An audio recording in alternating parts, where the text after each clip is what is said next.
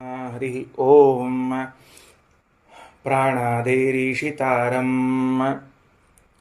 ಪರಮಸುಖನಿಧಿಂ ಸರ್ವದೋಷವ್ಯಪೇತಂ ಸರ್ವಾಂತಸ್ಥಂ ಸುಪೂರ್ಣಂ ಪ್ರಕೃತಿಪತಿಮಜಂ ಸರ್ವಬಾಹ್ಯಂ ಸುನಿತ್ಯಂ ಸರ್ವಜ್ಞಂ ಸರ್ವಶಕ್ತಿಂ ಸುರಮುನಿಮನುಜಾದ್ಯೈಃ ಸದಾ ಸೇವ್ಯಮಾನಂ ವಿಷ್ಣುಂ ವಂದೇ ಸದಾಹಂ ಸಕಲ ಜಗದನಾದ್ಯಂತಮಾನಂದದಂ ತಂ. ಮಂತ್ರ ಏನು? ಸವೈ ನೈವ ರೇಮೆ ತಸ್ಮಾತ್ ಏಕಾಕಿ ನ ರಮತೆ ಸದ್ವಿತೀಯಮೈಚ್ಛತ ಸ ಹೈ ಏವ ಏತಾವಾನ್ ಆಸ ಯಥಾ ಸ್ತ್ರೀ ಪುಮಾಂಸೌ ಸಂಪರಿಷ್ವಕ್ತೌ ಸ ಇಮಂ ಏವ ಆತ್ಮಾನಂ ದ್ವೇಧಾ ಅಪಾತಯತ ತತಃ ಪತಿಶ್ಚ ಪತ್ನಿ ಚ ಅಭವತಾಂ ತಸ್ಮಾದ್ ಇದಂ ಅರ್ಧಭೃಗಲಮಿವ ಸ್ವ ಇತಿಹ ಸ್ಮಾಹ ಯಾಜ್ಞವಲ್ಕ್ಯಃ ತಸ್ಮಾದಯಂ ಆಕಾಶಃ ಸ್ತ್ರಿಯಾ ಪೂರ್ಯತ ಏವ ತಾಂ ಸಮಭವತ ತಥೋ ಮನುಷ್ಯ ಅಜಾಯಂತ.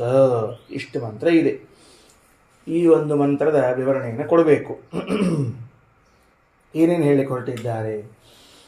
ಹಿಂದಿನ ಪಾಠದಲ್ಲಿ ಕೇಳುವಾಗ ಒಬ್ಬನೇ ವ್ಯಕ್ತಿ ಇದ್ದ ಅಂತಂದರೆ ಅವನಿಗೆ ಭಯವಾಗುತ್ತದೆ ಅಂತನ್ನುವ ಅಂಶವನ್ನು ಕೇಳಿತ್ತು. ಈಗ ಒಬ್ಬನೇ ವ್ಯಕ್ತಿ ಇದ್ದ ಅಂತಂದರೆ ಅವನಿಗೆ ಸಂತೋಷವೂ ಆಗುವುದಿಲ್ಲ ಅಂತ ಹೇಳಿ ಕೊಟ್ಟಿದ್ದಾರೆ. ಒಬ್ಬನೇ ಒಬ್ಬ ಇದ್ದರೆ ಎಷ್ಟಂತ ಇರಬೇಕು? ಒಬ್ಬನೇ ಇಬ್ಬರು ಬೇಕಾಗ್ತದೆ. ಕೊನೆ ಪಕ್ಷ ಜಗಳಾಡ್ಲಿಕ್ಕೆ ಅಂತ ಅರ್ಥ ಅದಕ್ಕೆ. ಅಂದರೆ ಕೊನೆ ಪಕ್ಷ ಇರ್ಲಿಕ್ಕೆ ಸಂತೋಷದಿಂದ ಅಂತ ಅರ್ಥ ಅಲ್ಲ. ಅದಕ್ಕೆ ಸಂತೋಷದಿಂದ ಇರೋದು ಮುಂದಿಂದು, ಜಗಳಾಡ್ಲಿಕ್ಕೆ ಇಬ್ಬರು ಬೇಕಲ್ಲ. ಅದಕ್ಕೆ ಒಬ್ಬನೇ ಇದ್ದದ್ದಕ್ಕಾಗಿ ಏನೂ ಸಂತೋಷವಾಗಲಿಲ್ಲ.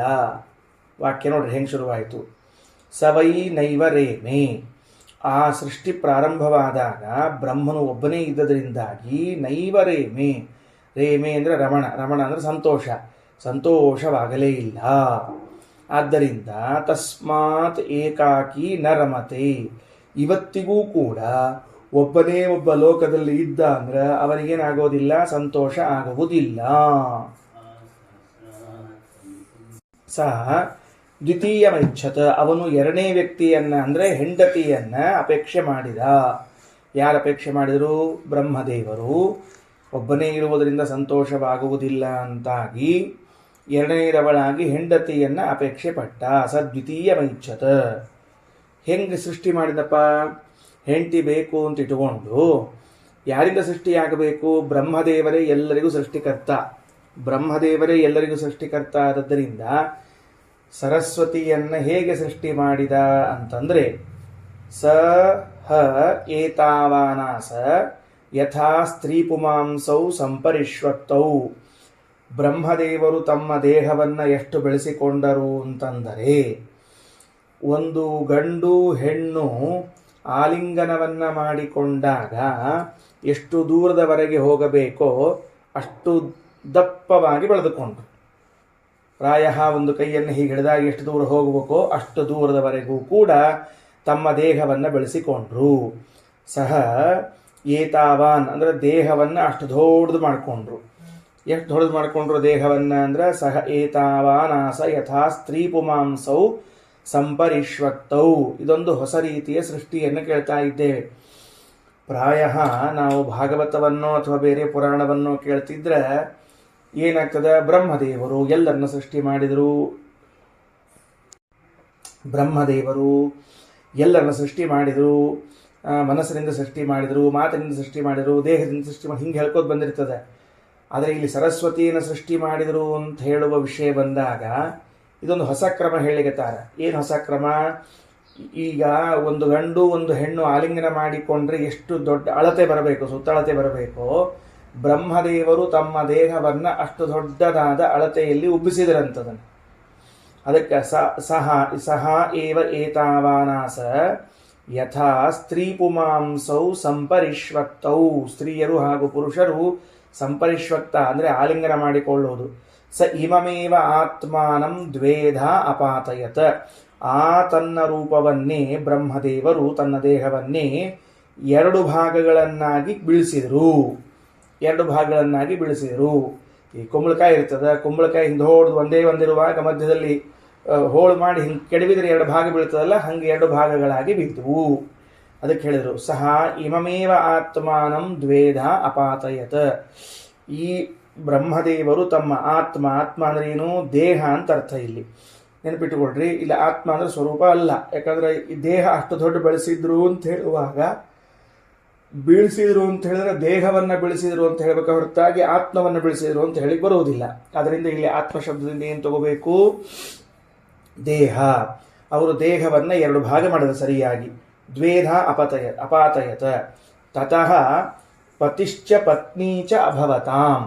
ಅನಂತರದಲ್ಲಿ ಏನಾಯಿತು, ಪತಿ ಪತ್ನಿಯರು ಅಂತ ಕರೆಸಿಕೊಂಡರು.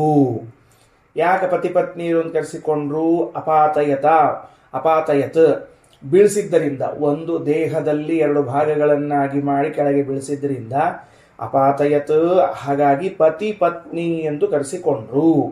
ಮುಂದೆ ಹೇಳ್ತಾರೆ ಪಾತನಾತ್ ಪತಿ ಪತ್ನಿ ತ್ವಶಬ್ದ ಏನೋ ರಜಾಯತ ಅಂತಿದೆ. ಪಾತನಾತ್ ಪತಿ, ಪಾತನಾತ್ ಪತ್ನಿ ಅಂತ ಶಬ್ದ, ಎರಡೂ ಶಬ್ದಗಳು ಹುಟ್ಟಿಕೊಂಡವು ಅಂತ ಮುಂದೆ ಭಾಷ್ಯದಲ್ಲಿ ತಿಳಿಸ್ತಾರೆ ಆಚಾರ್ಯ. ಸರಿ, ಮುಂದೇನಾಯಿತು, ತಸ್ಮಾತ್ ಇದಂ ಅರ್ಧ ಭೃಗಲಮಿವ ಸ್ವ ಇತಿ ಸ್ಮಃ ಯಾಜ್ಞವಲ್ಕ್ಯ. ಈ ಸಂದರ್ಭದಲ್ಲಿ ಯಾಜ್ಞವಲ್ಕ್ಯರಂತಾರ, ಇವರು ಇಬ್ಬರೂ ಹಿಂಗೆ ಆಲಿಂಗನ ಮಾಡಿಕೊಂಡವರಂತೆ ಇದ್ದವರು ಎರಡು ಹೋಳಾಗಿ ಬಂದಾಗ ಹೆಂಗಾಗ್ತದ, ಒಂದು ಪಾತ್ರೆಯಲ್ಲಿ ಎರಡು ಭಾಗ ಮಾಡಿದ್ರೆ ಅಂತ ಇಟ್ಕೊಳ್ರಿ, ತುಪ್ಪ ತುಂಬಿದ ಪಾತ್ರೆ. ಆ ತುಪ್ಪ ತುಂಬಿದ ಪಾತ್ರೆಯನ್ನ ಎರಡು ಭಾಗ ಮಾಡಿದರೆ ಎರಡೂ ಭಾಗದಲ್ಲೂ ಕೂಡ ಸಮಾನವಾಗಿ ತುಪ್ಪ ಇರಬೇಕು. ಹಂಗ ಒಂದ್ ಕಡೆ ಹೆಚ್ಚು ಒಂದ್ ಕಡೆ ಕಡಿಮೆ ಅಂತಿರಂಗಿಲ್ಲ, ಪಾತ್ರೆ ಸರಿಯಾಗಿ ಮಧ್ಯದಲ್ಲಿ ಭಾಗ ಮಾಡಿದಾಗ. ಅದೇ ರೀತಿಯಾಗಿ ಈ ಗಂಡ ಹೆಂಡತಿಯರು ಅಂತನ್ನುವುದನ್ನು ಮಧ್ಯಭಾಗ ಮಾಡಿದ್ದಕ್ಕೆ ಬ್ರಹ್ಮದೇವರಿಗೂ ಸರಸ್ವತೀ ದೇವಿಯರಿಗೂ ಸುಖ ಅಂತನ್ನುವುದು ಸಮಪ್ರಮಾಣದಲ್ಲಿ ದೊರಕುವಂತಹದ್ದಾಗ್ತದೆ. ಅದನ್ನು ತಿಳಿಸಿಕೊಟ್ರು. ತಸ್ಮಾತ್ ಅಯಮಾಕಾಶ ಸ್ತ್ರೀಯ ಏವ ಪೂರ್ಯತೆ. ಹಾಗಾಗಿ ಏನನ್ಕೊಂಡ್ರು, ಪುರುಷ ದೇಹಕ್ಕೆ ಸಮೀಪವಿರುವಂತಹ ಆಕಾಶವೆಲ್ಲವೂ ಕೂಡ ಸ್ತ್ರೀಯ ಏವ ಪೂರ್ಯತೆ, ಆ ಸರಸ್ವತೀ ದೇವಿಯಿಂದ ಪೂರ್ಣವಾಗುತ್ತದೆ. ಯಾಕ, ಸಂತಾನವನ್ನು ಪಡೆದರೆ ಅದೇನೊಂದು ಖಾಲಿ ಜಾಗ ಇತ್ತು, ಅದೆಲ್ಲವೂ ಪೂರ್ಣವಾಗ್ತದ. ತಾಂ ಸಮಭವತ. ಆಗ ಬ್ರಹ್ಮದೇವರು ಸರಸ್ವತೀ ದೇವಿಯನ್ನು ಸೇರಿದರು. ತಥೋ ಮನುಷ್ಯಾಹ ಅಜಾಯಂತ. ಆಗ ಮನುಷ್ಯರು ಹುಟ್ಟಿದರು ಅಂತ ಇಷ್ಟು ಮಂತ್ರ ಅರ್ಥ. ಸರಿ ಆಯ್ತಾ? ಏನಂತ ಹೇಳಿದ್ದು, ಮೃಗಲಮಿವ ಅಂತ ಶಬ್ದ ನೋಡ್ರಿ. ಅರ್ಧ ಮೃಗಲ ಅನ್ನೋ ಶಬ್ದಕ್ಕೆ ಏನ್ ಬರ್ದಾರ, ಏಕಪಾತ್ರ ಅರ್ಧದ್ವಯ ಸ್ಥಿತ ಘೃತವತ್ ಅಂತ ಬರೆದಿದ್ದಾರೆ. ಯಾರು? ಭಾವಬೋಧಕಾರ ರಘುತ್ತಮ ಸ್ವಾಮಿಗಳು ಏನ್ ಬರೀತಾರೆ, ಒಂದೇ ಪಾತ್ರೆಯಲ್ಲಿ ಎರಡು ಅರ್ಧ ಭಾಗದಲ್ಲಿರುವ ತುಪ್ಪದಂತೆ ಅಂತ ಬರೆದಿದ್ದಾರೆ. ಮೃಗಲಮಿವ ಅಂತ ಅನ್ನೋ ಶಬ್ದದ ಅರ್ಥ. Okay, right. ಮುಂದೆ ಹಾಗಾದರೆ ಏನಾಯಿತು, ಇದು ಮುಂದೆ ಜಗತ್ತಿನಲ್ಲಿ ಎಲ್ಲ ಕಡೆಗೂ ಕೂಡ ಸಮಾನವಾಗಿ ಹರಿದುಕೊಂಡು ಬಂತು. ಏನು ಹರಿದುಕೊಂಡು ಬಂತು, ಯಾವ ಅಂಶದಲ್ಲಿ ಹರಿದುಕೊಂಡು ಬಂತು ಅಂದರೆ, ಒಬ್ಬನೇ ಒಬ್ಬ ವ್ಯಕ್ತಿ ಅಂತನ್ನೋನು ಎಲ್ಲಾದರೂ ಇದ್ರೆ ಅವನಿಗೆ ಸಂತೋಷವಾಗುವುದಿಲ್ಲ. ಅದಕ್ಕಾಗಿ ಅವನು ಸ್ವಸಂತೋಷಕ್ಕಾಗಿ ಇನ್ನೊಬ್ಬ ವ್ಯಕ್ತಿಯನ್ನು ಅಪೇಕ್ಷಿಸುತ್ತಾನೆ. ಅದರಲ್ಲೂ ಸಾಮಾನ್ಯವಾಗಿ ವಿರುದ್ಧ ಲಿಂಗಗಳು ಅಪೇಕ್ಷಿತವಾಗಿರುತ್ತವೆ. ಸಮಾನವಾದ ಲಿಂಗಗಳಿಗಿಂತಲೂ ವಿರುದ್ಧ ಲಿಂಗಗಳಲ್ಲಿ ಹೆಚ್ಚಿನ ಸಂತೋಷ ಉಂಟಾಗ್ತದೆ. ಅದರಿಂದ ಪುರುಷನಾದವನು ಸ್ತ್ರೀಯನ್ನು ಬಯಸುತ್ತಾನೆ, ಸ್ತ್ರೀಯಾದವಳು ಪುರುಷನನ್ನು ಬಯಸುತ್ತಾಳೆ. ತಸ್ಮಾದ್ ಏಕಾಕಿ ನರಮತೆ. ಒಬ್ಬಟ್ಟಿಗರಾದವರು ಎಂದೂ ಸಂತೋಷದಿಂದಿರುವುದಿಲ್ಲ. ಅದನ್ನ ಇನ್ನೊಬ್ಬರನ್ನ ಅಪೇಕ್ಷಿಸಿದ. ಆ ಕಾಲದಲ್ಲಿ ಇನ್ನೊಬ್ಬರು ಎಲ್ಲಿಂದ ಬರಬೇಕು? ಇನ್ನು ಸೃಷ್ಟಿ ಈಗ ಪ್ರಾರಂಭ ಆಗ್ಯದ. ಆಗ ಇನ್ನೊಬ್ಬರು ಇದ್ದಿದ್ದಿಲ್ಲ, ತಾವೇ ಸೃಷ್ಟಿ ಮಾಡಬೇಕಾಗಿತ್ತು. ಹಾಗಾಗಿ ತಮ್ಮ ದೇಹವನ್ನ ಎಷ್ಟು ಬೆಳೆಸಿಕೊಂಡರು ಅಂದರೆ, ಎರಡು ವ್ಯಕ್ತಿಗಳು, ಒಂದು ಸ್ತ್ರೀ ಒಂದು ಪುರುಷ ಆಗ್ಲಿಕ್ಕೆ ಎಷ್ಟು ದೇಹ ಬೇಕೋ ಅಷ್ಟು ದೇಹವನ್ನು ಬೆಳೆಸಿಕೊಂಡ್ರು. ಹಿಂದೆ ಒಂದು ಕಥೆ ಕೇಳಿದ್ವಿ. ಬ್ರಹ್ಮದೇವರು ತಮ್ಮ ದೇಹವನ್ನು ಬಿಟ್ಟು ಹೊರಟಾಗ ಆ ದೇಹ ಊಬಿಕೊಂಡಿತು, ದೊಡ್ಡದಾಗಿ ಬಾತ್ಕೊಂಡಿತು ಅಂತ ಕೇಳಿದ್ವಿ. ಅವರು ಬ್ರಹ್ಮದೇವರು ದೇಹದಿಂದ ಹೊರಹೋದಾಗ ಬಾತುಕೊಂಡಿದ್ರೆ, ಇಲ್ಲಿ ಬ್ರಹ್ಮದೇವರು ದೇಹದಲ್ಲೇ ಇದ್ದುಕೊಂಡು ತಮ್ಮ ದೇಹವನ್ನು ಅಷ್ಟು ವಿಸ್ತಾರ ಮಾಡ್ತಾ ಇದ್ದಾರೆ. ಎಷ್ಟು ವಿಸ್ತಾರ ಮಾಡ್ತಾರೆ? ಜೋಡಿ ದಂಪತಿಗಳು ಇದ್ರೆ, ನಿಂತುಕೊಂಡಿದ್ರೆ ಎಷ್ಟು ಕಾಣಿಸ್ಬೇಕೋ ಅಷ್ಟು ಮೇಲೆ ಇಬ್ಬರೂ ಸೇರಿಕೊಂಡ್ರೆ ಎಷ್ಟು ಬೇಕೋ ಅಷ್ಟು ಮಾಡಿದ ಮೇಲೆ ಅವು ಎರಡು ಹೋಳು ಮಾಡಿ ತಳಗೆ ಬೆಳೆಸಿದ್ರಂತ, ಒಂದು ಮಧ್ಯದಲ್ಲಿ ಭಾಗ ಮಾಡಿ ಬೆಳೆಸಿದ್ರಂತ. ಸಂಸ್ಕೃತದಲ್ಲಿ ಅಪಾತಯತ ಅಂದ್ರೆ ಬೆಳೆಸಿದ್ರು, ಅದನ್ನ ಪಾತನ ಅಂತ ಕರೀತಾರೆ. ಪಾತನಾತ್ ಪತಿ, ಪಾತನಾತ್ ಪತ್ನಿ, ಹೀಗೂ ಒಂದು ನಿರ್ವಚನವನ್ನ ಮಾಡಿದ್ದಾರೆ. ಇದು ವೈದಿಕವಾದ ನಿರ್ವಚನ. ಇದು ಪುರಾಣದಲ್ಲಿ ಅಥವಾ ಕೋಶಗಳಲ್ಲಿ ಹೀಗೆ ಹೇಳಿಲ್ಲ. ಪತಿ ಪತ್ನಿ ಅನ್ನೋ ಶಬ್ದಕ್ಕೆ ಬೇರೆ ಬೇರೆ ಅರ್ಥದಲ್ಲೂ ವ್ಯಾಖ್ಯಾನ ಮಾಡಿದ್ದಾರೆ. ಇಲ್ಲಿ ಮಾತ್ರ ಆ ಎರಡು ಭಾಗಗಳಾಗಿ ಬಿದ್ದದ್ದರಿಂದ ಪತಿ ಪತ್ನಿ ಅಂತ ಕರೆದಿದ್ದಾರೆ. ಹಂಗೆ ಗಂಡ ಹೆಂಡತಿ ಹೊತ್ಕೊಂಡು ಬಿದ್ರು ದಪ್ಪ ಅಂತ ತಿಳ್ಕೊಂಡು ಅಂತ ಅರ್ಥ ಮಾಡ್ಕೋಬಾರ್ದು. ಮತ್ತೆ ಪಾತನಾತ್ ಪತಿ ಪತ್ನಿ ಅಂತ ತಿಳ್ಕೊಳ್ರಿ. ಮುಂದೆ ಅದು ಹೆಂಗಿತ್ತು ಅಂದರೆ, ಅದಕ್ಕೆ ಸುಖ, ಆ ಸಂತೋಷ ಅಂತನ್ನೋದು, ಈ ಎರಡು ದೇಹದಿಂದ ಉಂಟಾಗಿರುವಂತಹ ಸುಖ ಅನ್ನೋದು ಹೆಂಗಿರ್ತದೆ? ಅರ್ಧ ತುಂಬಿದ ಪಾತ್ರೆಯಲ್ಲಿ, ತುಪ್ಪದ ಪಾತ್ರೆಯಲ್ಲಿ ಎರಡು ಭಾಗ ಮಾಡಿದಾಗ ಎರಡೂ ಕಡೆ ಹೆಂಗೆ ತುಪ್ಪ ಅಂತನ್ನೋದು ಅಂಟಿಕೊಂಡಿರ್ತದೋ ಹಾಗೆ ಸುಖ ಅಂತನ್ನೋದು ಇರ್ತದೆ. ಅರ್ಥ ಏನದಕ್ಕೆ? ಪುರುಷನಿಂದ ಸ್ತ್ರೀಗೂ, ಸ್ತ್ರೀಯಿಂದ ಪುರುಷನಿಗೂ ಪರಸ್ಪರವಾಗಿ ಸುಖ ಅಂತನ್ನುವುದು ಇರ್ತದೆ. ಅದರಲ್ಲಿ ತಾತ್ಪರ್ಯದ ಅಷ್ಟು. ಬರೇ ಸುಖ ಅದ ಅರ್ಧ ಮಾಡ್ರಿ, ಈ ಕಡೆ ಭಾಗ ಅಂತಲ್ಲ. ಸಾಪೇಕ್ಷವಾದ ಸುಖ ಅದು. ಪುರುಷನಿಗುಂಟಾಗುವ ಸುಖವು ಸ್ತ್ರೀಯಿಂದ, ಸ್ತ್ರೀಗುಂಟಾಗುವ ಸುಖವು ಪುರುಷನಿಂದ ಅಂತ ಸಾಪೇಕ್ಷವಾದದನ್ನೇ ಹೇಳ್ತಾ ಇದ್ದಾರೆ. ತಸ್ಮಾತ್, ಆದ್ದರಿಂದ ಅಯಮಾಕಾಶ ಸ್ತ್ರೀಯ ಪೂರ್ಯತೆ. ಈಗ ಆ ಗಂಡ ಹೆಂಡತಿ ಏನು ಬಿದ್ದಿ ಅಲ್ಲಿ ಭಾಗ ಆಗಿ ನಿಂತ್ಕೊಂಡ್ರಲ್ಲ ದೂರ ಮಧ್ಯದಲ್ಲಿ ಒಂದು ಗ್ಯಾಪ್ ಇತ್ತು ನೋಡ್ರಿ, ಅದು ಪ್ಲೇಸ್, ಅದು ಆಕಾಶ. ಅದು ಪೂರ್ಣವಾಗೋದು ಯಾವಾಗ ಅಂದ್ರೆ ಸ್ತ್ರೀಯಿಂದ, ಅಂದ್ರೆ ಗಂಡ ಹೆಂಡತಿಯರು ಸೇರಿದಾಗ ಮಕ್ಕಳಾಗಿ ಆ ಭಾಗವನ್ನು ಅವರು ಪೂರ್ಣ ಮಾಡ್ತಾರೆ ಅಂತ ತಿಳಿಸಿಕೊಟ್ಟಿದ್ದಾರೆ. ತಾಮ್ ಸಮಭವತ್, ಆಗ ಅವರನ್ನು ಸೇರಿಕೊಂಡಾಗ ತಥೋ ಮನುಷ್ಯ ಅಜಾಯಂತ, ಮನುಷ್ಯರು ಹುಟ್ಟಿದರು. ಮನುಷ್ಯರು ಹುಟ್ಟಿದ್ರು ಅಂದ್ರೆ ನಾವು ನೀವೆಲ್ಲ ಹುಟ್ಟಿವಿ ಅಂತ ತಿಳಿಬೇಡ್ರಿ, ದೇವತೆಗಳು ಹುಟ್ಟಿದ್ರು ಅಂತ ಅರ್ಥ. ಮನುಷ್ಯ ಶಬ್ದದಿಂದ ದೇವತೆಗಳು ಅಂತ ಅರ್ಥ ಮಾಡಿಕೊಳ್ಬೇಕು. ಕೆಳಗೆ ಭಾಷೆ ತಗೊಳ್ರಿ. ನ ರೇಮೇ ಸತತೋ ಬ್ರಹ್ಮ ತಸ್ಮಾದೇಕಸ್ಯ ನೋ ರತಿ. ಸೃಷ್ಟಿಯ ಪ್ರಾರಂಭದಲ್ಲಿ ಬ್ರಹ್ಮದೇವರೊಬ್ಬರೇ ಇದ್ದದ್ದರಿಂದ ನ ರೇಮೇ ಸಂತೋಷ ಆಗಲಿಲ್ಲ. ತಸ್ಮಾದ್ ಏಕಸ್ಯ ನೋ ರತಿ ಅದ್ಯಾಪಿ, ಇವತ್ತಿಗೂ ಕೂಡ ಒಬ್ಬರೇ ಇದ್ದರೆ ಅವರಿಗೆ ಸಂತೋಷವಾಗುವುದಿಲ್ಲ. ಪತ್ನಿ ಮೈಚ್ಛಚ್ಚ ಸಸ್ಥೂಲತ್ವಮುಪಾಗತಃ. ಪತ್ನಿ ಮೈಚ್ಛತ, ಏನು ಮಾಡಿದ? ಹೆಂಡತಿಯನ್ನು ಅಪೇಕ್ಷಿಸಿದ. ಅಂದರೆ ಗೃಹಸ್ಥಾಶ್ರಮ ಧರ್ಮವನ್ನು ಪರಿಪಾಲನೆ ಮಾಡಲು ಹೆಂಡತಿಯನ್ನು ಅಪೇಕ್ಷಿಸಿದ. ಪತ್ನಿ ಮೈಚ್ಛತ ಸಸ್ಥೂಲತ್ವಮುಪಾಗತಃ. ಅದ್ಯಾಪಿ ಅಂದರೆ ಇವತ್ತಿಗೂ ಅಂತ ಹಿಂದಿನಕ್ಕೆ ಹೋಗ್ತದೆ, ಕ್ರಮ ಹಾಕ್ಕೊಂಡು ಪತ್ನಿ ಮೈಚ್ಛಚ್ಚ, ಪತ್ನಿಯನ್ನು ಅಪೇಕ್ಷೆ ಮಾಡ್ತಾರೆ. ಸಸ್ಥೂಲತ್ವಮುಪಾಗತಃ, ಅವರು ಬ್ರಹ್ಮದೇವರು ಸ್ಥೂಲರಾದರು. ದಂಪತಿ ಸಹಿತೌ ಯಾವತ್ ಬ್ರಹ್ಮಾಚೈವ ಸರಸ್ವತಿ. ದಂಪತಿಗಳು ಕೂಡಿಕೊಂಡ್ರೆ ಎಷ್ಟಿರಬೇಕೋ ಅಷ್ಟು ಬ್ರಹ್ಮಾಚೈವ ಸರಸ್ವತಿ, ಬ್ರಹ್ಮದೇವರು ಹಾಗೂ ಸರಸ್ವತಿ ದೇವಿರು. ತಾವದ್ದೇಹೋ ಅಭವತ್, ಅಷ್ಟು ದೇಹವಾಯಿತು. ಬ್ರಹ್ಮ ತಥೋ ದೇಹಂ ದ್ವಿಧಾ ಕರೋತ, ಬ್ರಹ್ಮದೇವರು ದೇಹವನ್ನು ಎರಡು ಭಾಗ ಮಾಡಿದರು. ಮಾಡಿದಾಗ ಪಾತನಾತ್ ಪತಿಪತ್ನಿತ್ವ ಶಬ್ದ ಏನೋ ರಜಾಯತ. ಪಾತನಾತ್ ಕೆಳಗೆ ಬಿದ್ದದ್ದರಿಂದ ಪತಿಪತ್ನಿ ಶಬ್ದ ಅನ್ನೋದು ಈ ಎರಡು ಭಾಗಗಳಿಗಾಯಿತು. ಅದಕ್ಕೆ ಒಂದು ಭಾಗಕ್ಕೆ ಪತಿ ಅಂತ ಕರೀತಾರೆ, ಒಂದು ಭಾಗಕ್ಕೆ ಪತ್ನಿ ಅಂತ ಕರೀತಾರೆ. ವಿಚಿತ್ರ ಇವು. ತೆಳಗೆ ಬಿದ್ದದ್ದಕ್ಕಾಗ್ಯಾವ ಅಂತ ಹೇಳಿಗತ್ತಾರೆ. ತೆಳಗೆ ಬಿದ್ದದ್ದಕ್ಕೆ ಪತಿ ಪತ್ನಿ ಅಂತ ಕರ್ಸ್ಕೊಳಿಗತ್ತಾವ. ಅಂದ್ರೆ ಇವು ಬೀಳೋ ಗ್ಯಾರಂಟಿ ಅಂತ ಹಂಗಾರ. ಸರಿ. ತಸ್ಮಾತ್ ತಯೋಹೋ ಹೇಳಿದ್ರು. ತಸ್ಮಾತ್ ತಯೋರೇಕ ಸುಖಂ ಭವತ್ತೇವ ಅರ್ಧಪಾತ್ರವತ. ತಸ್ಮಾತ್, ಅದರಿಂದ ತಯೋಹೋ ಅವರಿಬ್ಬರಿಗೂ ಏಕ ಸುಖಂ ಒಂದೇ ತೆರನಾದ ಸುಖವಾಗ್ತದ. ಅರ್ಧ ಪಾತ್ರವತ, ಅರ್ಧ ಪಾತ್ರೆಯಲ್ಲಿ ಇದ್ದಂತೆ. ಅರ್ಧ ಪಾತ್ರೆಯಲ್ಲಿ ತುಪ್ಪ, ಈ ಕಡೆಗೆ ಅರ್ಧ ಆ ಕಡೆಗೆ ಅರ್ಧ ಇದ್ದಂತೆ. ತತಸ್ತಸ್ಯಾನುಮೇಷಾದೀನ್ ದೇವಾನ್ ಸರ್ವಮನೂನಪಿ. ಅನಂತರದಲ್ಲಿ ತಸ್ಯಾಮ ಸರಸ್ವತಿ ದೇವಿಯಲ್ಲಿ ಉಮೇಶಾದೀನ್ ರುದ್ರಾದಿ ದೇವತೆಗಳನ್ನು, ಸರ್ವಮನೂನಪಿ ಮತ್ತು ಮನುಗಳು, ಸ್ವಯಂಭೂಮನು ಇತ್ಯಾದಿ ಮನುಗಳನ್ನು ಜನಯಾಮಾಸ ಸೃಷ್ಟಿ ಮಾಡಿದರು. ಯಾರು? ಬ್ರಹ್ಮದೇವರು. ಇಲ್ಲಿ ಎರಡು ಅಂಶ ಗಮನಿಸಬೇಕೀಗ. ಶ್ರೀಮದಾಚಾರ್ಯ ಭಾಷ್ಯದಿಂದ ನಮಗೆ ತಿಳಿದು ಬರುವ ಹೊಸ ಅಂಶ. ಮೂಲ ಉಪನಿಷತ್ತಿನಲ್ಲಿ ತಥೋ ಮನುಷ್ಯ ಅಜಾಯಂತ ಅಂತಿದೆ. ಉಳಿದದೆಲ್ಲ ವಿಷಯ ತಿಳಿತು ನಿಮಗೆ, ಏನು ಸಮಸ್ಯೆ ಇಲ್ಲದ, ಅರ್ಥ ಆಗುವಷ್ಟದ. ಏನಾಯ್ತು? ಬ್ರಹ್ಮ ಸರಸ್ವತಿಯರು ಸೇರಿಕೊಂಡು ಮಕ್ಕಳನ್ನು ಪಡೆದರು. ಆ ಪಡೆದ ಮಕ್ಕಳು ಯಾರಾಗಿದ್ರು? ಮನುಷ್ಯರಾಗಿದ್ರು. ಅಂತಂದರೆ ಮನುಷ್ಯ ಶಬ್ದದಿಂದ ನಾವು ಮಾನವರು ಅಂತನ್ನೋ ಅರ್ಥವನ್ನು ತಗೊಳ್ಬಾರದು. ಯಾರನ್ನು ತಗೊಳ್ಬೇಕು? ಗರುಡ ಶೇಷ ರುದ್ರಾದಿ ದೇವತೆಗಳನ್ನು ಹಾಗೂ ಮನುಗಳನ್ನು ತೆಗೆದುಕೊಳ್ಳಬೇಕು ಅಂತ ಒಂದು ಅರ್ಥ. ಸರಿ.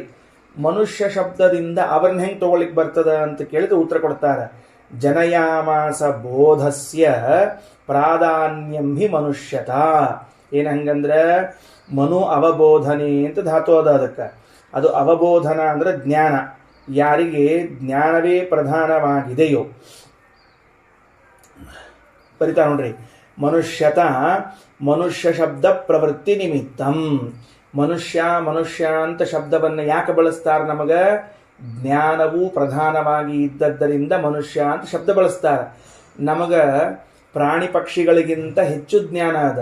ಪ್ರಾಣಿ ಪಕ್ಷಿಗಳಿಗಿಂತ ಹೆಚ್ಚು ಜ್ಞಾನ ಅದ ಅನ್ನೋದಕ್ಕನ ಪ್ರಾಣಿ ಪಕ್ಷಿಗಳನ್ನು ನಮ್ಮ ವಶ ಮಾಡ್ಕೊಂಡಿದ್ದೀವಿ, ನಮ್ಮ ಅಧೀನರನ್ನು ಮಾಡ್ಕೊಂಡಿದ್ದೀವಿ. ಅವಕ್ಕಿಂತ ಹೆಚ್ಚು ಜ್ಞಾನ ಇದ್ದಿದ್ದಿಲ್ಲ ಅಂದ್ರೆ ನಾವೇನು ಅವ್ರನ್ನ ವಶ ಮಾಡ್ಕೋತೀವಿ. ಆನಿ ಎಷ್ಟು ದೊಡ್ಡ ದೇಹ, ಅಷ್ಟು ದೊಡ್ಡ ದೇಹ ಇದ್ದ ಆನೆಯನ್ನು ನಾನು ಮೇಲೆ ಕುತ್ಕೊಂಡದ ಅಂಕುಶ ಚುಚ್ಚಿ ನಡ್ಸ್ಕೊಂಡು ಹೋಗ್ತೀನಿ ಅಂದ್ರೆ ನನ್ನ ಜ್ಞಾನನೇ ಆ ವಸ್ತುವನ್ನು ತೆಳಗೆ ಮಾಡ್ಯದ. ಹಾಗಾಗಿ ಮನುಷ್ಯ ಶಬ್ದ ಪ್ರವೃತ್ತಿ ನಿಮಿತ್ತ ಮನುಷ್ಯ ಶಬ್ದವನ್ನು ಬಳಸಲಿಕ್ಕೆ ಕಾರಣ ಯಾವುದು? ಜ್ಞಾನ. ಹಾಗಾದರೆ ದೇವತೆಗಳಲ್ಲಿ ನಮಗಿಂತಲೂ ಅತ್ಯಧಿಕವಾದ ಜ್ಞಾನ ಇದ್ದದ್ದರಿಂದ ಅವರಿಗೆ ಮನುಷ್ಯ ಅಂತ ಅನ್ನೋ ಶಬ್ದವನ್ನು ಬಳಸ್ಲಿಕ್ಕೆ ಬರ್ತದೆ. ಸೊ ಇಲ್ಲೇನ್ ಮಾಡಬೇಕು ಅಂತ ಕೇಳಿದ್ರೆ, ತತಸ್ತಸ್ಯ ಉಮೇಶಾದೀನ್ ದೇವಾನ್ ಸರ್ವಾನ್ ಮನೋನಪಿ ಬೋಧಯಾಮಾಸ ಜನಯಾಮಾಸ ಬೋಧಸ್ಯ ಪ್ರಾಧಾನ್ಯಂ ಹಿ ಮನುಷ್ಯತ. ಅವರನ್ನು ಸೃಷ್ಟಿ ಮಾಡಿದರು. ಹಾಗಾದರೆ ಉಪನಿಷತ್ತಿನಲ್ಲಿ ಬಂದಿರುವಂತಹ ಮನುಷ್ಯಾಹ ಅಜಾಯಂತ ಅನ್ನೋ ಪದಕ್ಕೆ ದೇವತೆಗಳನ್ನು ಸೃಷ್ಟಿ ಮಾಡಿದರು ಅಂತ ಅರ್ಥ ಮಾಡಬೇಕು. ಒಂದು ವಿಷಯ ಮುಗೀತು. ಎರಡನೇದ್ದೇನು ಅಂತ ಕೇಳಿದ್ರೆ ಗರುಡಶೇಷಾದಿಗಳು ಬ್ರಹ್ಮದೇವರ ಮಕ್ಕಳಾಗಿ ಒಂದು ರೂಪದಿಂದ ಹುಟ್ಟಿದ್ದಾರೆ ಅಂತ ಅನ್ನೋದೊಂದು ವಿಶೇಷಾಂಶ. ಒಂದು ರೂಪ. ನಾವು ಸಾಮಾನ್ಯವಾಗಿ ದೇವತೆಗಳು ಭಗವಂತನಿಂದ ಸೃಷ್ಟಿಯಾಗಿರುತ್ತಾರೆ ಅಂತ ಕೇಳಿರ್ತೇವೆ. ಎಲ್ಲ ದೇವತೆಗಳನ್ನ ಪರಮಾತ್ಮ ಸೃಷ್ಟಿ ಮಾಡಿದ ಅಂತ. ಹಂಗೆ ಬ್ರಹ್ಮದೇವರು ಕೂಡ ಎಲ್ಲ ದೇವತೆಗಳನ್ನು ಸೃಷ್ಟಿ ಮಾಡ್ತಾರೆ. ಅದರಲ್ಲಿ ಈಗ ನೋಡ್ರಿ, ಬ್ರಹ್ಮದೇವರ ಮಕ್ಕಳಾಗಿ ಗರುಡಶೇಷಾದಿಗಳು ಒಂದು ರೂಪದಿಂದ ಜನಿಸಿದ್ದಾರೆ. ಇದೇ ರೀತಿಯಾಗಿ ವಾಯುದೇವರು ಹಾಗೂ ಭಾರತೀ ದೇವಿಯಲ್ಲೂ ಗರುಡಶೇಷಾದಿಗಳು ಒಂದು ರೂಪದಿಂದ ಜನಿಸುತ್ತಾರೆ. ಎಲ್ಲ ದೇವತೆಗಳು. ಅದಾದ ಮೇಲೆ ರುದ್ರದೇವರು ಹಾಗೂ ಪಾರ್ವತೀ ದೇವಿಯಲ್ಲಿ ಇಂದ್ರಾದಿ ದೇವತೆಗಳು ಮಕ್ಕಳಾಗಿ ಜನಿಸುತ್ತಾರೆ. ಇಲ್ಲಿವರೆಗೆ ಹೇಳ್ಯಾರ. ಮುಂದೆ ಹೇಳಿಲ್ಲ. ಮತ್ತ ಹಂಗ ಮುಂದಿನ ದೇವತೆಗಳಲ್ಲಿ ಮುಂದಿನ ಹುಡ್ತಾರಂತೇನು ಹೇಳಿಲ್ಲ. ಬ್ರಹ್ಮದೇವರು ಹಾಗೂ ವಾಯುದೇವರಲ್ಲಿ ಗರುಡಶೇಷಾದಿ ಎಲ್ಲ ದೇವತೆಗಳು ಮಕ್ಕಳಾಗ್ತಾರೆ. ಎಲ್ಲ ಮಕ್ಕಳು ಸರಸ್ವತಿ ಪುತ್ರರು ಹೌದು, ಭಾರತೀ ಪುತ್ರರು ಹೌದು. ಮುಂದೆ ರುದ್ರದೇವರಲ್ಲಿ ಇಂದ್ರಾದಿ ದೇವತೆಗಳೆಲ್ಲ ಮಕ್ಕಳಾಗಿ ಹುಡುಕ್ತಾರೆ. ಅಲ್ಲಿಗೆ ಮುಗೀತು. ಮುಂದೆ ಇನ್ಯಾವ ಸೃಷ್ಟಿಯನ್ನು ಹೇಳಲಿಕ್ಕೆ ಹೋಗಿಲ್ಲ. ಈಗ ನಮಗೇನು ಬೇಕಾಗಿದೆ ಅಂಶ ಅಂತಂದ್ರೆ, ಬ್ರಹ್ಮದೇವರು ಹಾಗೂ ಸರಸ್ವತಿ ದೇವಿಯಲ್ಲಿ ಎಲ್ಲ ದೇವತೆಗಳು ಮಕ್ಕಳಾಗಿ ಹುಟ್ಟಿದರು ಅನ್ನುವಂಥ ಅಂಶವನ್ನು ತಗೊಂಡಿದ್ದೇವೆ. ಮುಂದೆ ಹೋಗೊಂಡು ಬರ್ರಿ. ಮುಂದಿನ 4, 5 ಈ 2 ಮಂತ್ರಗಳಲ್ಲಿ ಒಂದು ವಿಚಿತ್ರವಾದ ಸೃಷ್ಟಿಯ ಬಗ್ಗೆ ಹೇಳಿಕ್ಕೆ ಹೊರಟಿದ್ದಾರೆ.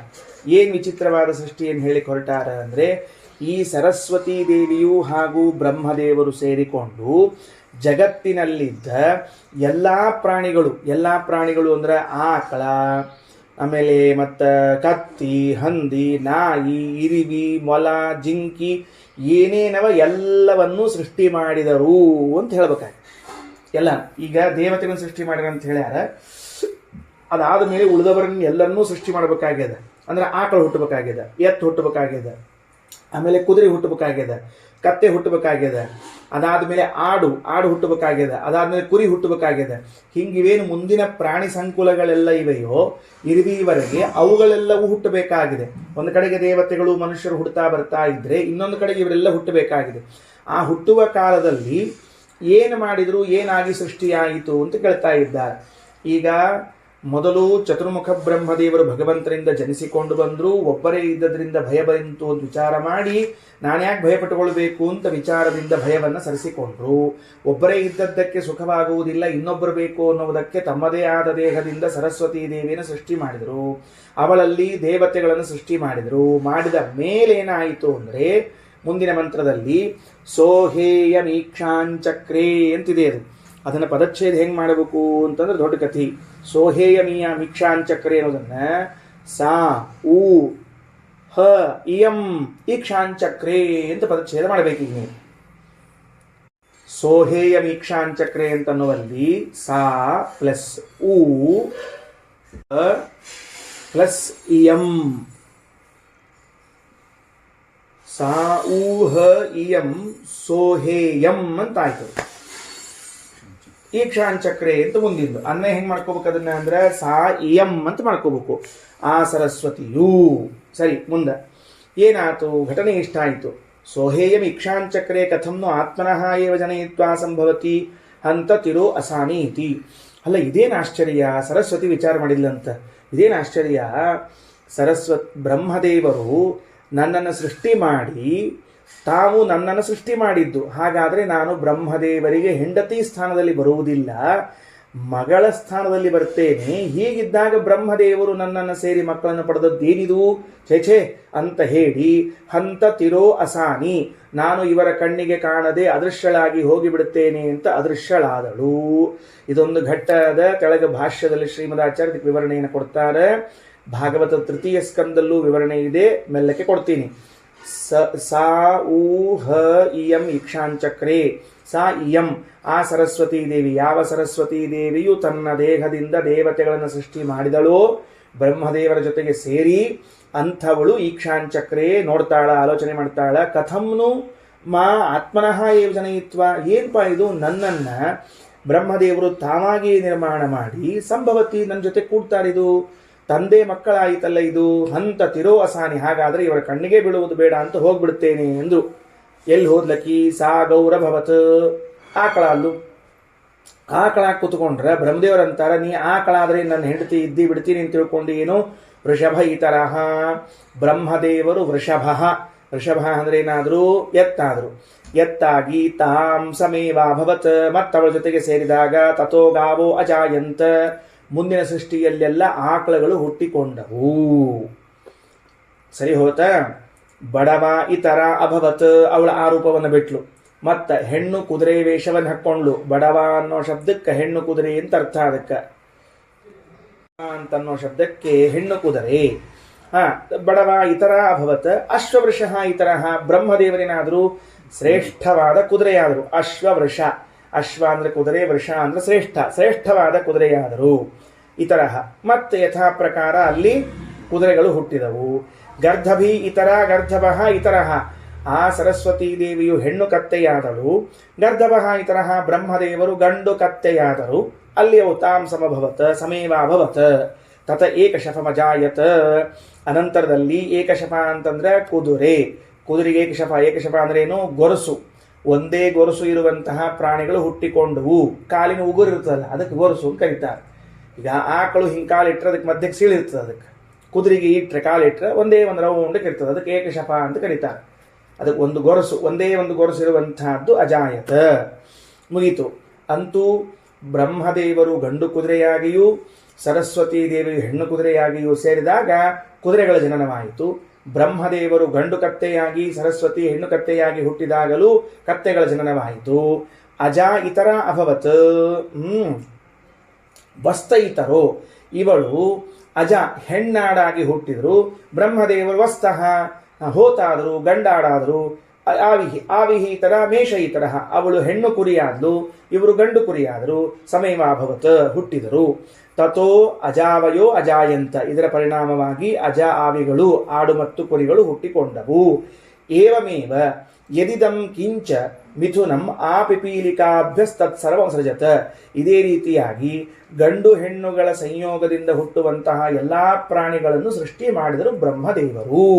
ಆ ಪಿಪೀಲಿಕಾಭ್ಯ ಇರುವೆವರೆಗೆ ತತ್ಸರ್ವ ಸೃಜತ, ಎಲ್ಲವನ್ನು ಸೃಷ್ಟಿ ಮಾಡಿದರು ಅಂತ. ಈ ಘಟ್ಟದಲ್ಲಿ ಒಂದು ವಾಕ್ಯವನ್ನು ಬಿಟ್ಟರೆ ಉಳಿದ ಎಲ್ಲ ವಾಕ್ಯಗಳು ಅತ್ಯಂತ ಸ್ಪಷ್ಟವಾದ ವಾಕ್ಯಗಳಾಗ್ಯಾವ. ಏನು ಒಂದು ವಾಕ್ಯ ಬಿಟ್ಟರೆ, ಬ್ರಹ್ಮದೇವರು ತಾವು ಸೃಷ್ಟಿ ಮಾಡಿದ ಸರಸ್ವತಿಯನ್ನು ತಾವು ಹೇಗೆ ಸೇರಿದರು ಎಂಬುವ ಅಂಶವನ್ನು ಒಂದನ್ನು ಸೈಡಿಗಿಟ್ಟರೆ ಉಳಿದ ಎಲ್ಲ ಅಂಶಗಳು ಎಷ್ಟು ಸ್ಪಷ್ಟವ ಅಂದರೆ, ಬ್ರಹ್ಮದೇವರು ಜಗತ್ತಿನಲ್ಲಿ ಯಾವ ಯಾವ ಪದಾರ್ಥಗಳನ್ನು ಸೃಷ್ಟಿ ಮಾಡಬೇಕು ಅಂತ ಅಪೇಕ್ಷೆ ಮಾಡಿದರೋ ಆಯಾ ರೂಪಗಳನ್ನು ತೆಗೆದುಕೊಂಡು ಸೃಷ್ಟಿ ಮಾಡಿದ್ದಾರೆ ಹೊರತಾಗಿ ಸುಮ್ಮನೆ ಏನೋ ಪದಾರ್ಥಗಳು ಸೃಷ್ಟಿಯಾಗಲಿ ಅಂತ ಮಾಡಲಿಲ್ಲ. ಯಾಕ, ಲೋಕದಲ್ಲಿ ಇವೆಲ್ಲ ಪದಾರ್ಥಗಳು ಕೂಡ ಮಿಥುನ ಸೃಷ್ಟಿ, ಗಂಡು ಹೆಣ್ಣುಗಳು ಸೇರಿದಾಗ ಉಂಟಾಗುವ ಸೃಷ್ಟಿಗೆ ಹೊರತಾಗಿ ಕೇವಲ ಸೃಷ್ಟಿಗಳಲ್ಲ. ಕಾರಣ ಏನು, ಯಾಕೆ ಹಂಗೆ ಹೇಳಬೇಕು ಹೇಳಿ, ನಾರದರಂತೆ ವಸಿಷ್ಠ ಯೂರ ಮೊದಲಾದವರಿಗಂತೆ ಮಾನಸಿ ಸೃಷ್ಟಿಯನ್ನು ಯಾಕೆ ಹೇಳಬಾರ್ದು, ಹೇಳ್ಬಿಡ್ಬೋದಲ್ಲ. ನಾವು ಭಾಗವತ ತೃತೀಯ ಸ್ಕಂದ ಕೇಳುವಾಗ ಬ್ರಹ್ಮದೇವರು ತಮ್ಮ ಮನಸ್ಸಿನಿಂದಲೇನೆ ಎಲ್ಲರನ್ನ ಸೃಷ್ಟಿ ಮಾಡಿದರು, ಸನಕಾದಿಗಳನ್ನ. ಹಂಗೆ ಇವ್ರನ್ನೆಲ್ಲರನ್ನೂ ಸೃಷ್ಟಿ ಮಾಡಿದರು ಅಂತ ಹೇಳಬಹುದಲ್ಲ. ಅಂದರೆ ಅವರು ಸೃಷ್ಟಿ ಮಾಡಿದ್ರು ಅಂತ ಹೇಳಬಹುದು, ಆದರೆ ಮುಂದೆ ಇಲ್ಲಿ ಸೃಷ್ಟಿ ಆಗಬೇಕಾದ್ರೆ ಇವರು ಯಾರೂ ಕೂಡ ಮನಸ್ಸಿಂದ ಸೃಷ್ಟಿ ಮಾಡೋರು ಸಮರ್ಥರಿಲ್ಲ.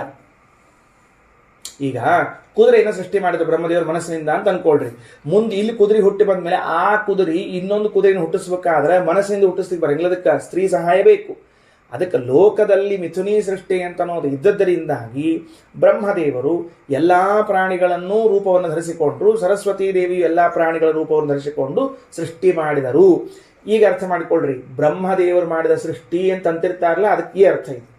ಬ್ರಹ್ಮದೇವರು ಸೃಷ್ಟಿ ಮಾಡ್ಯಾರಪ್ಪ, ಹೆಂಗೆ ಮಾಡ್ಯಾರ ಅಂದ್ರೆ ಕುತ್ಕೊಂಡು ಹಿಂಗೆ ಮಂತ್ರಾಕ್ಷತೆ ಹ್ಯಾಕ್ ಮಾಡಿಲ್ಲ, ಅದನ್ನ ತಾವು ಆಯಾ ರೂಪಗಳನ್ನು ಧರಿಸಿಕೊಂಡು ಗಂಡು ಹೆಣ್ಣಾಗಿ ಮಿಥುನಿ ಭಾವ ಹೊಂದಿದಾಗ ಆ ಎಲ್ಲ ಪದಾರ್ಥಗಳು ಹುಟ್ಟಿದ್ದಾರೆ. ಮುಂದೆ ಸೋವೇದ ಅಹಂ ವಾಚಃ ಸೃಷ್ಟಿ ಅಹಂ ಅಸ್ಮಿ ಅಹಂ ಇದಂ ಸರ್ವ ಸೃಕ್ಷಿ ತತಃ ಸೃಷ್ಟಿರಭವತ್ ಸೃಷ್ಟ್ಯಾಂ ಏತಸ್ಯಾಂ ಭವತಿ ಏವಂ ವೇದ. ಬ್ರಹ್ಮದೇವರಂದ್ರು, ಅಹಂ ವಾಚಃ ಸೃಷ್ಟಿರಸ್ಮಿ, ನಾ ಈ ಸರಸ್ವತಿಯನ್ನು ಸೃಷ್ಟಿ ಮಾಡಿದ್ದೇನೆ, ನನ್ನಿಂದ ಇದೆಲ್ಲವೂ ಸೃಷ್ಟಿಯಾಗಿದೆ, ಆದ್ದರಿಂದ ನನಗೆ ಸೃಷ್ಟಿ ಎಂದು ಹೆಸರು. ಬ್ರಹ್ಮದೇವರಿಗೇನು ಹೆಸರು? ಸೃಷ್ಟಿ ಎಂದು ಹೆಸರು. ಅದಕ್ಕೆ ಯಾವ ವ್ಯಕ್ತಿ ಬ್ರಹ್ಮದೇವರಿಗೆ ಸೃಷ್ಟಿ ಎಂಬುವ ಹೆಸರು, ಅವರೇ ಇದನ್ನೆಲ್ಲವನ್ನು ಸೃಷ್ಟಿ ಮಾಡಿದ್ದು ಎಂದು ತಿಳಿಯುತ್ತಾನೋ ಅವನು ಏನಾಗ್ತಾನ? ತನ್ನ ಯೋಗ್ಯತೆಗೆ ಅನುಗುಣವಾಗಿ ಬ್ರಹ್ಮದೇವರೇನು ಇಷ್ಟು ಪದಾರ್ಥಗಳನ್ನು ಸೃಷ್ಟಿ ಮಾಡಿದ್ದಾರೋ ಅದರಲ್ಲಿ ಎಲ್ಲೋ ಒಂದು ಕಡೆಗೆ ಬ್ರಹ್ಮಪುತ್ರನಾಗಿ ಹುಟ್ಟುತ್ತಾನೆ. ದೊಡ್ಡ ವಿಷಯ. ಮತ್ತು ಫಲ ವಿಷಯವನ್ನು ಹೇಳ್ತಾರೆ, ಫಲದಿಂದ ತಾತ್ಪರ್ಯವನ್ನು ನಿರ್ಣಯ ಮಾಡುತ್ತಾರೆ. ಅಂದ್ರೆ ಏನಾಯ್ತು? ಈಗ ಬ್ರಹ್ಮದೇವರು ಎತ್ತಾಗ್ಯಾರ, ಸರಸ್ವತಿ ಆಕಳಾಗ್ಯಾರ, ಹಿಂಗೆ ಸಂಯೋಗ ಆದಾಗ ಒಂದು ಮತ್ತೆ ಮುಂದೆ ಆಕಳ ಎತ್ತು ಹುಟ್ಟಿದವು ಅಂತ ಅನ್ನೋದನ್ನ ಯಾವ ವ್ಯಕ್ತಿ ಹಿಂದಿನ ಜನ್ಮಗಳಲ್ಲಿ ಅನುಸಂಧಾನ ಮಾಡ್ತಾ ಬ್ರಹ್ಮದೇವರ ಈ ಗುಣವನ್ನ ಸಾಕ್ಷಾತ್ಕಾರ ಮಾಡಿಕೊಂಡಿರ್ತಾನೋ, ಭಗವಂತ ಅವ್ರಿಗೇನು ಅನುಗ್ರಹ ಮಾಡ್ತಾನಂದ್ರೆ ಬರೋ ಸರ್ತಿ ಬ್ರಹ್ಮದೇವರೇನು ಸೃಷ್ಟಿ ಮಾಡ್ತಿರ್ತಾರಲ್ಲ ಅವಾಗಿವ ಅದ್ರ ಮಗ ಆಗೋ ಹಂಗೆ ವ್ಯವಸ್ಥೆ ಮಾಡ್ತಾರೆ. ಏನು ದೊಡ್ಡ ಗುಣ. ಇರುವಿ ಏನೋ ಅವನ ಯೋಗ್ಯತೆ, ಅವ ಏನೋ ಇರುವೆ ಆಗ್ತಾನೆ ಕತ್ತೆ ಆಗ್ತಾನೆ ಸಂಬಂಧ ಇಲ್ಲ. ಎಲ್ಲೋ ಒಂದು ಕಡೆಗೆ ಇಷ್ಟರಲ್ಲಿ ಎಲ್ಲೋ ಒಂದು ಕಡೆಗೆ ಸಾಕ್ಷಾತ್ ಬ್ರಹ್ಮದೇವರ ಕಡೆಯಿಂದ ಹುಟ್ಟುವಂಥ ಮಗನಾಗುವಂಥ ಭಾಗ್ಯ ಸಿಗ್ತದ. ಅಂದ್ರೆ ಈ ಗುಣಗಳೇನವ ಇದು ಬಹಳ ದೊಡ್ಡದದ. ಬ್ರಹ್ಮದೇವರು ಆಕಳಿನಿಂದ ಇರುವೆಯವರೆಗೆ ಏನೇನು ಪ್ರಾಣಿಗಳವ ಎಲ್ಲ ಪ್ರಾಣಿಗಳ ರೂಪವನ್ನು ಧರಿಸಿ ಹಡಿತಾ ಬಂದ್ರಲ್ಲ, ಆಗ ಫಸ್ಟ್ ಸಂತಾನದ ಅಲ್ಲ ಅದು ಬ್ರಹ್ಮದೇವರ ಪುತ್ರ. ಮುಂದಿಂದೆಲ್ಲ ಮುಂದೆ ಅವುಗಳ ಸೃಷ್ಟಿಯಾಗಿದೆ. ಆ ಮೊದಲನೇ ಮಗು ಆಗುವಂಥ ಭಾಗ್ಯ ಯಾರಿಗಿದೆ ಅಂದರೆ, ಯಾರು ಈ ಅಂಶವನ್ನೆಲ್ಲ ಚಿಂತನೆಯನ್ನ ಮಾಡಿ ಅದನ್ನ ಬ್ರಹ್ಮದೇವರ ಗುಣವನ್ನು ಸಾಕ್ಷಾತ್ಕಾರ ಮಾಡಿಕೊಳ್ಳುತ್ತಾನೋ ಅವನಿಗುಂಟು ಅಂತ ತಿಳಿಸ್ತಾ ಇದ್ದಾರೆ. ನಾಳೆ ಉಳಿದದ್ದು ನೋಡೋಣ. ಶ್ರೀಕೃಷ್ಣಾರ್ಪಣಮಸ್ತು.